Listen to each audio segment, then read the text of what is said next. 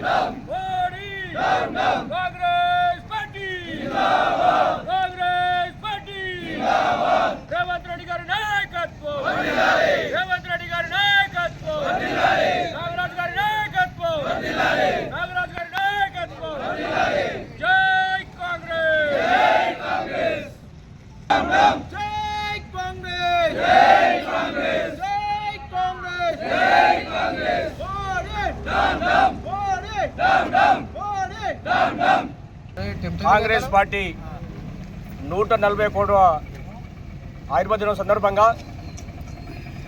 కేంద్ర కాంగ్రెస్ కమిటీ, రాష్ట్ర కాంగ్రెస్ కమిటీ ఆదేశాల మేరకు మా స్థానిక ప్రజానాయకుడు కేఆర్ నాగరాజు గారి సారథ్యంలో నిరసన కార్యక్రమం తెలియజేస్తూ ఉన్నాం. ఎందుకంటే ఆనాడు కీర్తిశేషులు మన్మోహన్ సింగ్ గారు ఆర్థిక శాఖ మంత్రి సమయంలో జాతీయ ఉపాధి హామీ పథకాన్ని తీసుకొచ్చి ప్రతి పేదవాడికి 120 రోజులు పనిదినాలు ఉండాలనే ఉద్దేశంతో ఆ రోజు కాంగ్రెస్ పార్టీ ప్రవేశపెట్టింది. ఆనాటి ఈనాటి వరకు కొనసాగుతూనే ఉన్నది. ఇప్పుడు బీజేపీ ప్రభుత్వం ఒక మతం పిచ్చితో పేరు మార్పు చేస్తూ ఉన్నారు. నేను ఖబర్దార్ బీజేపీ నాయకులారా, ఈ రాష్ట్రంలో పాలించిన ఎంపీలు డిమాండ్ హెచ్చరిస్తూ ఉన్నాం.